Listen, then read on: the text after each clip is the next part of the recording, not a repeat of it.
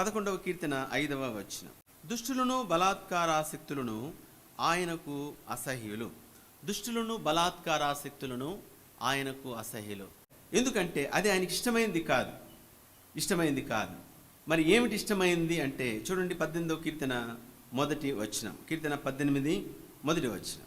యెహోవా నా బలమా, నేను నిన్ను ప్రేమించుచున్నాను. యెహోవా నా బలమా, నేను నిన్ను ప్రేమించుచున్నాను. కీర్తనకారుడు అంటున్నాడు, యెహోవా నా బలమా, నిన్ను ప్రేమించున్నా. 2వ వచనం చూస్తే, యెహోవా నా శైలము, నా కోట, నన్ను రక్షించువాడు, నా కేడము, నా రక్షణ శృంగము, నా ఉన్నత దుర్గము, నా దేవుడు, నేను ఆశ్రయించి ఉన్న నా దుర్గము. కాబట్టి దేవుడు తనను ఆశ్రయించాలి అనేది ఆయన కోరుచున్నాడు. తనను ఆశ్రయించాలి. ఎందుకు తనను ఆశ్రయించాలి అంటే, దేవుని ఆశ్రయించడములో పొందుకున్నంతగా, దేవుని ఆశ్రయించడములో పొందుకునేంత మేలు, అంత విజయము, అంత క్షేమము మనం దేంట్లో పొందుకోం.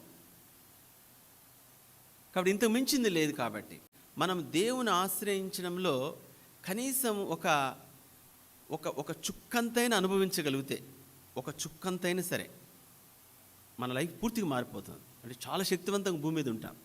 సత్యం ఏమిటంటే, దైవత్వాన్ని మనం తెలుసుకొని దైవత్వంలో మనం ఆధారపడి ఆయన బలమును, ఆయన శక్తిని మీద ఆధారం చేసుకుంటే, ఈ భూమి మీద మనము చేసే అంతగా ఏ సైంటిస్టు చేయలేడు, ఏ రీసెర్చ్ చేయలేడు, ఎవరు చేయలేరు.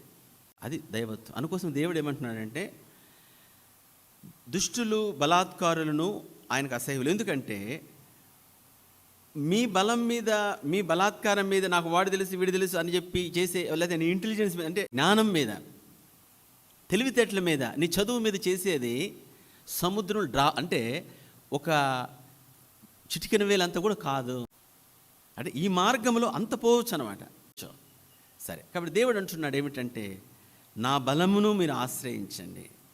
కాబట్టి కీర్తనకారుడు అంటున్నాడు 18 కీర్తన 1వ వచనంలో, యెహోవా నా బలమా. కాబట్టి ఆయన బలంగా ఎంచుకున్నాడు, ఆయన బలముగా.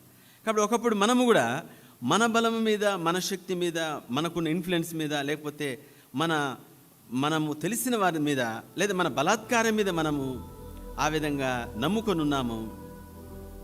దాని మీద మనం ఆధారపడ్డాం. అయితే ఎప్పుడైతే ప్రభువుని తెలుసుకున్నామో, అయితే ఈ బలం మీద మనం ఆధారపడగలుగుచున్నామా లేదనేది $1000 క్వశ్చన్. ఎందుకంటే మనం అలా ఆధారపడుతున్నామంటే మన లైఫ్ వేరే ఉంటుంది. దేవుని బలమును, దేవుని శక్తిని మనం ఆశ్రయించితే. కాబట్టి ఈరోజు చెప్పగలుగుతామా, అయ్యా నీవే నా బలము స్వామి.